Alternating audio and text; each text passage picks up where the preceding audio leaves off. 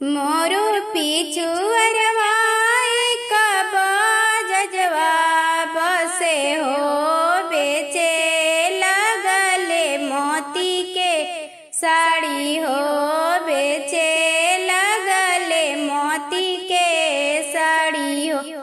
घर में से निकालली सुंदर बेटी हो देखे लगली मोती के साड़ी हो देखे लगली मोती के साड़ी हो। दूरा पर से आए लन काऊना पापा हो किनदा पापा मोती के साड़ी हो किनदा पापा मोती के साड़ी। गरीब के घरवा बेटी जनमा लेला हो कहाँ पैबा मोती के साड़ी हो कहाँ पैबा मोती के साड़ी हो।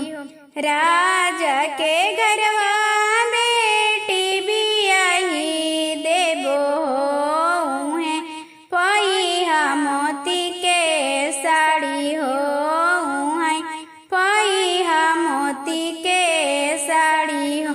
मोरो पीछू अरवाए कदर जिया बसे हो बीने लगले रेशम के साड़ी हो बीने लगले रेशम के साड़ी हो।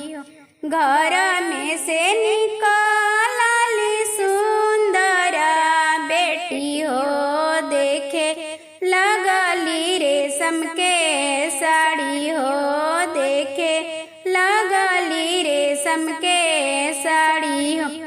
दूर पर से आए लानाया पना भैया हो किंदा भैया रेशम के साड़ी हो किंदा भैया रेशम के साड़ी हो।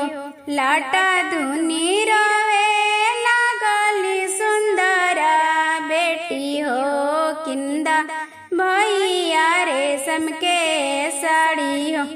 निर्धन के घरवा बहिनी जनमिया लेला हो कहाँ पैबा रेशम के साड़ी हो कहाँ पैबा रेशम के साड़ी हो।